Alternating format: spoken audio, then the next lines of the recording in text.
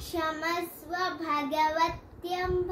क्षमाशीले परात्परे शुद्धसत्त्वस्वरूपे च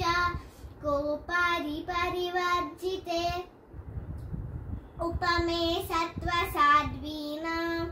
देवीनां देवपूजिते त्वया विना जगत्सर्वं मृत्युतुल्यं च निष्फलम् सर्वसम्पत्स्वरूपत्वं सन्तुष्टा सर्वरूपिणी रामेश्वरी अतिदेवी त्वं तत्कला सर्वयोषितः कृष्णप्रिया कैलासे पार्वती त्वं च क्षीरोते सिन्धुकन्यका स्वर्गे च स्वर्गलक्ष्मीस्त्वं मर्त्यलक्ष्मीश्च भूतले वैकुण्ठे च महालक्ष्मी देवदेवी सरस्वती गंगा च तुलसी त्वं च सावित्री ब्रह्मलोकगा कृष्णप्रिया त्वं कृष्णप्राणादि देवी त्वं गोलोके राधिका स्वयं रासे रासेश्वरी त्वं च बृन्दावने कृष्णप्रिया त्वं भाण्डारी चन्द्रनकानने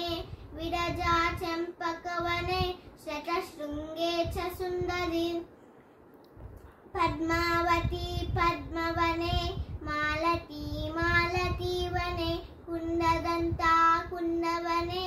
सुशीला केतकी वने कदम्बमाला त्वं देवी कदम्बकाननेऽपि च राजलक्ष्मी राजगेहे गृहलक्ष्मी गृहे गृहे इत्युक्ता देवता सर्वे मुनयो मनवस्तता रुरुदुर्नं नवदना शुष्ककण्ठोटालुकाः इति लक्ष्मीस्तवं पुण्यं सर्वदेवैकृतं शुभं यः पठेत् फाटुरुद्धाय स वै सर्वं लपेत् ध्रुवम् अभार्यो लपते भार्यां विनीतां वसुतां सतीं सुशीलां सुन्दरीं रम्याम् अतिसुप्रियवादिनीं पुत्रपौत्रवतीं शुद्धां कुलजां कोमलां बलाम् अपुत्रो लपते पुत्रं वैष्णवं चिरञ्जीविनम् परमैश्वर्ययुक्तं च विद्यावन्तं यशस्विनं भ्रष्टराज्यो लभेद्राज्यं भ्रष्टश्रीलपते श्रियम् हतबन्तुर्लभे बन्तुः धनभ्रष्टो धनं लभेत् कीर्तिहीनो लभेत् कीर्तिं प्रतिष्ठां च लभेत् ध्रुवम्